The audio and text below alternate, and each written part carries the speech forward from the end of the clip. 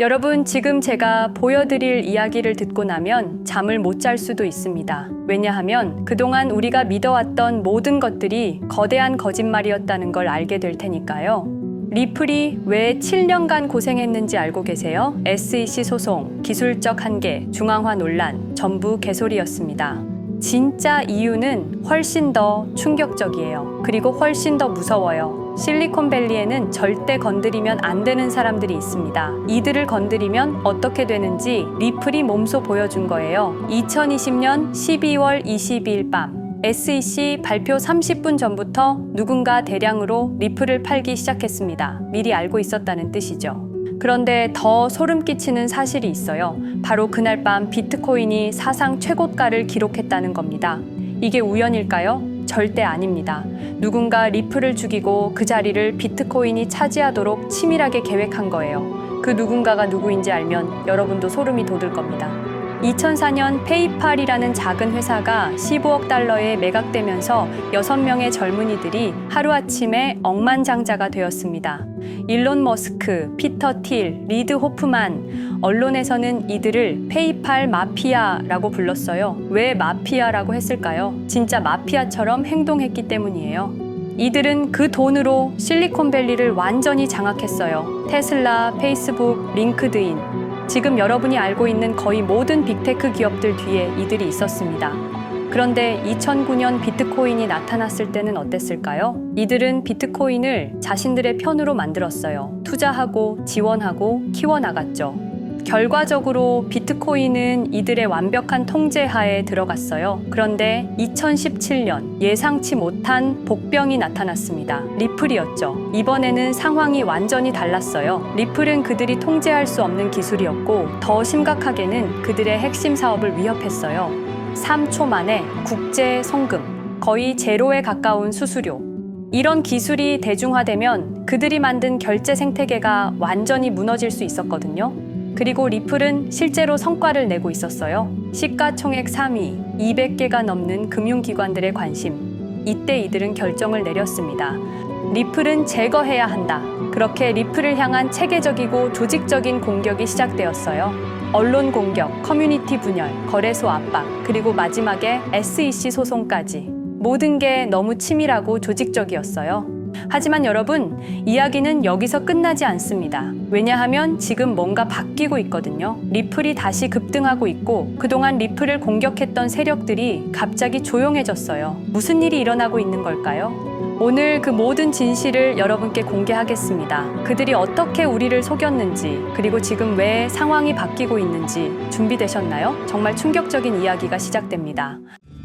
2020년 12월 22일 단 하루 만에 리플은 암살당했습니다. 여러분, 제가 오늘 들려드릴 이야기는 단순한 투자 실패담이 아닙니다. 이것은 21세기 가장 정교한 금융 암살 사건에 관한 이야기입니다. 2020년 12월 22일 오후 우리가 투자했던 리플이 하루아침에 반토막이 났습니다.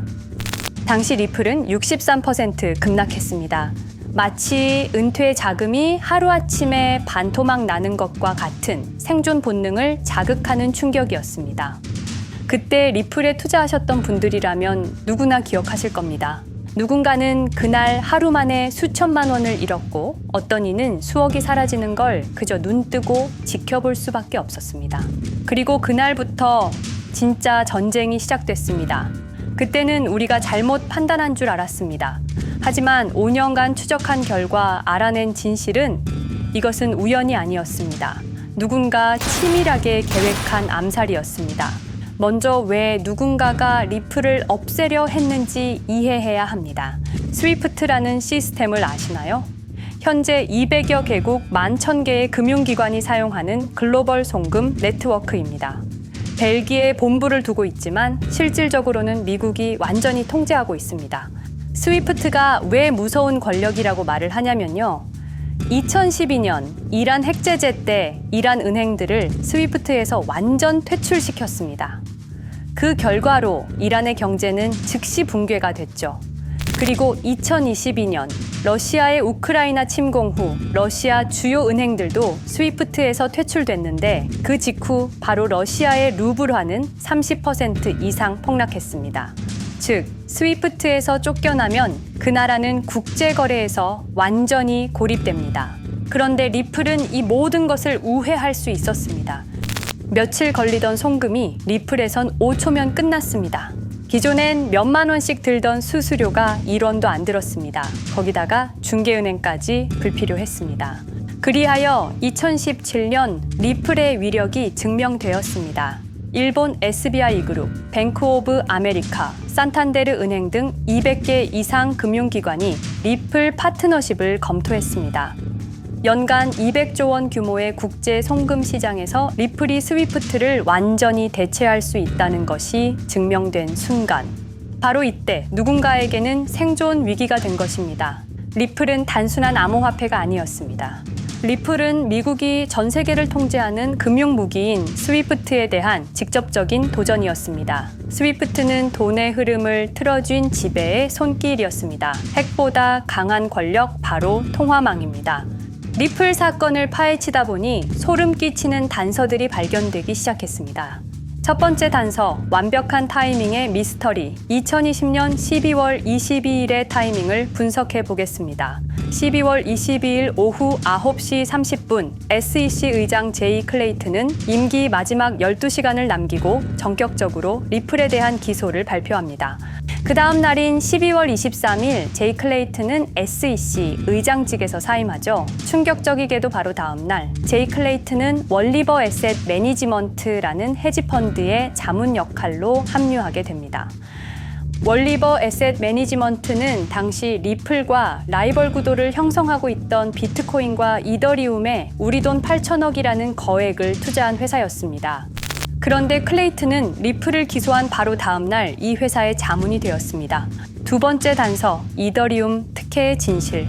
2018년 6월 14일, SEC 기업금융국장 윌리엄 힌먼의 충격적인 연설이 있었습니다. 현재 이더리움의 제공과 판매는 증권 거래가 아니라고 본다.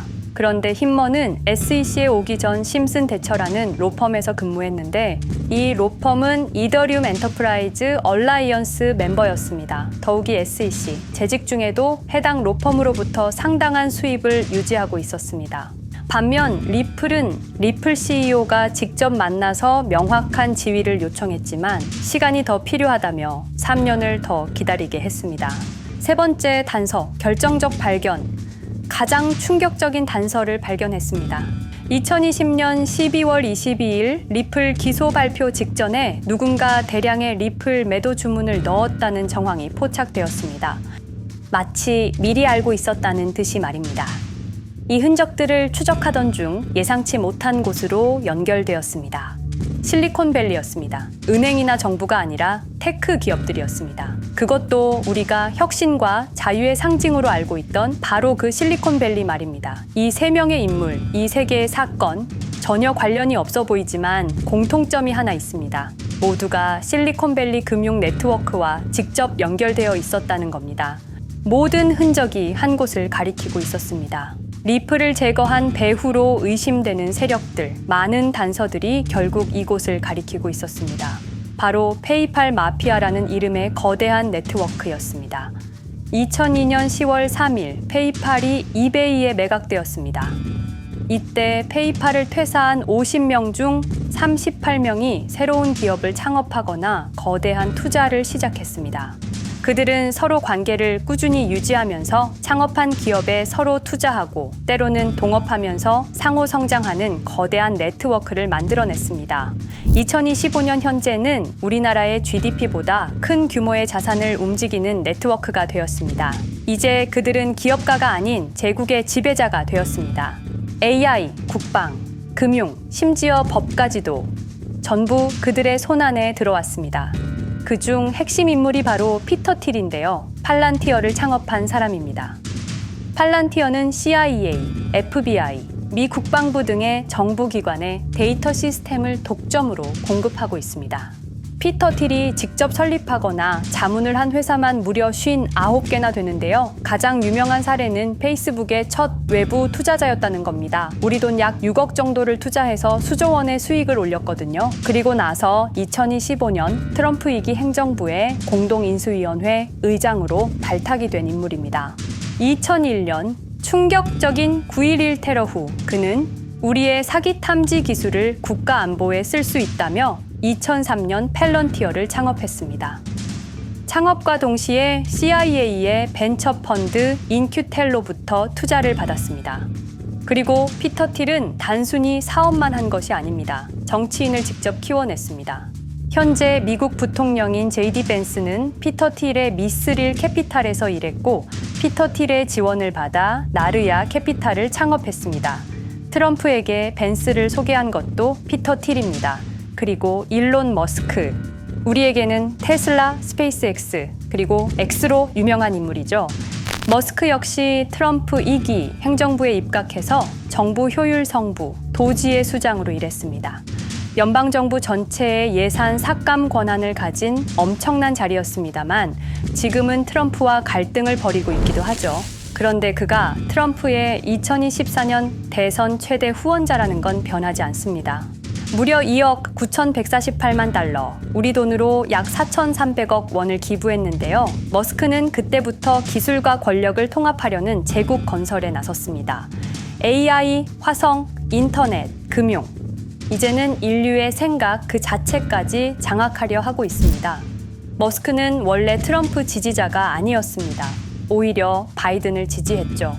하지만 바이든 정부가 백악관 전기자동차 정상회담에서 GM과 포드는 초대하고 테슬라의 수장인 자신은 제외시키자 마음의 상처를 입은 머스크는 공화당 지지자로 돌아섰습니다. 그리고 머스크의 시장 조작 능력은 이미 입증되었습니다. 2021년 5월 환경 문제로 비트코인 결제 중단이라는 트윗 하나로 비트코인을 폭락시킨 후 뒤로는 더 싸게 매집했습니다. 그리고 데이비드 삭스, 현재 백악관 AI 및 암호화폐 차르로 있는 인물이죠. 모든 암호화폐 정책 최종 결정권을 가진 자리에도 페이팔 마피아가 장악한 겁니다. 마지막으로 제드 맥켈럽, 우리에게는 리플의 배신자로 알려진 인물인데요. 아시는 것처럼 리플 공동 창업자였지만 리플을 나와서 스텔라루멘을 출시한 사람입니다. 2013년 리플 퇴사 후 90억 개의 리플을 보유한 상태로 갈등을 벌이다가 결국 2022년 7월까지 리플을 완전 매도해서 4조 2천억의 천문학적인 수익을 올렸습니다. 자, 그런데 여기서 기묘한 커넥션이 나오는데요. 2025년 6월 페이팔의 페이팔 USD가 스텔라루멘 체인으로 이전을 발표합니다. 그리고 SEC 의장 제이 클레이튼도 이들과 연결되어 있었습니다. 클레이튼이 리플 기소 후 바로 합류한 월리버 에셋 매니지먼트는 페이팔 마피아들이 투자한 회사였고 원래는 비트코인, 이더리움에 8천억 정도를 투자했다고 알려져 있었지만 올해 초 내부 기밀 문서가 유출되는 사건이 발생합니다. 그 문서에는 스텔라루멘에 700억 가량 투자했다는 사실과 피터 틸의 팔란티어 주식 1조 6천억 원어치, 그리고 페이팔 USD에 대한 투자 내용도 있었습니다. 더욱 충격적인 건 리플 경쟁사들의 집중적인 투자를 이어오고 있었다는 겁니다. 이제 모든 퍼즐이 맞춰지는 느낌이죠. 페이팔 마피아의 리플 제거 작전을 시간 순으로 정리해보자면 1단계, 내부 침투. 제드 맥켈럽이 리플 공동 창업자로 참여해 핵심 기술을 습득한 후 2013년 의도적 갈등 조성 후 퇴사. 90억 개의 리플을 보유한 채 시한폭탄을 설치했습니다. 2단계, 정부 인프라 구축. 피터 틸의 펠런티어가 2003년 CIA 벤처 펀드 투자로 창업 후 2020년까지 주요 정부기관 핵심 시스템을 장악했습니다. 3단계, 경쟁사 특혜 공작. 윌리엄 힌먼을 통해 2018년 6월 이더리움은 증권이 아니다 발언을 이끌어내면서 리플을 3년간 의도적으로 지연시켰습니다. 4단계, 마지막 일격. 제이 클레이튼이 임기 마지막 12시간 전에 리플을 기소한 후 다음 날 사임, 바로 그 다음 날 리플 경쟁사에 투자하는 회사의 자문으로 합류했습니다. 5단계, 대체제 준비. 2023년 8월 페이팔 USD 스테이블 코인을 출시하고 2025년 6월 제드의 스텔라 블록체인으로 확장을 발표했습니다. 제드의 리플 매도 자금이 스텔라 개발에 투입되었습니다. 6단계, 정치권 완전 장악. 데이비드 삭스가 모든 암호화폐 정책 최종 결정권을 일론 머스크가 정부 예산 삭감 권한을 피터 틸이 트럼프 인수위원회 공동의장직을 차지했습니다. 동시에 테크 기업들의 로비 활동도 급증했습니다. 메타는 2024년 역대 최고 금액인 2,443만 달러를 로비로 지출. 메타의 로비스트는 2016년 31명에서 2024년 65명으로 증가했는데요. 의원 8명당 로비스트 1명을 붙인 꼴입니다. 아마존은 의원 6명당 1명씩 담당 로비스트가 붙을 정도로 규모를 확대했고요. 7단계 경쟁 세력 완전 제거. 데이비드 sak스가 백악관 정책 담당자로 취임한 지 2주 만에 리플이 지난 수년간 워싱턴에 배치해 놓은 주요 로비스트들이 하루아침에 모두 축출되었습니다. 공식적인 이유는 이해관계 충돌이었지만 실제로는 경쟁 세력 제거 작전이었습니다. 이로써 리플을 대변할 수 있는 마지막 정치적 통로마저 완전히 차단되었습니다.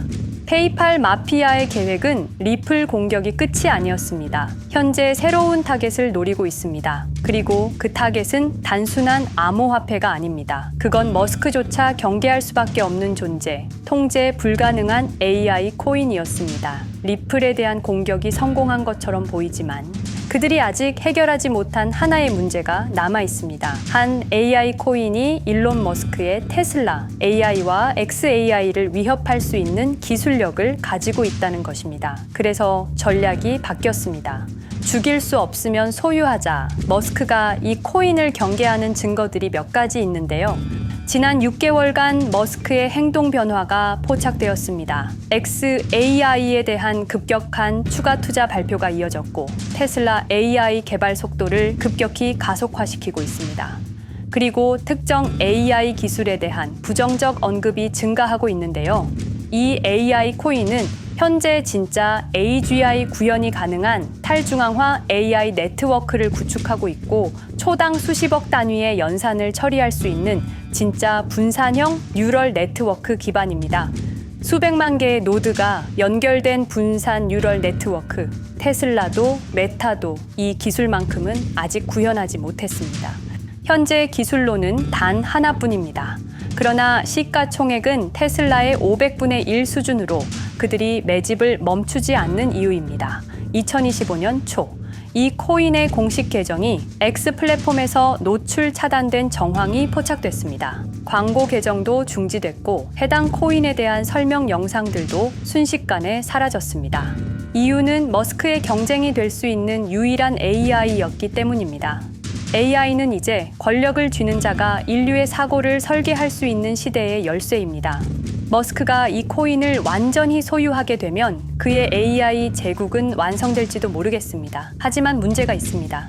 그들은 이 AI 코인을 죽이지 않았습니다. 그 대신 가격을 철저히 짓눌렀습니다. 검색에서는 사라졌고 알고리즘은 배제했습니다.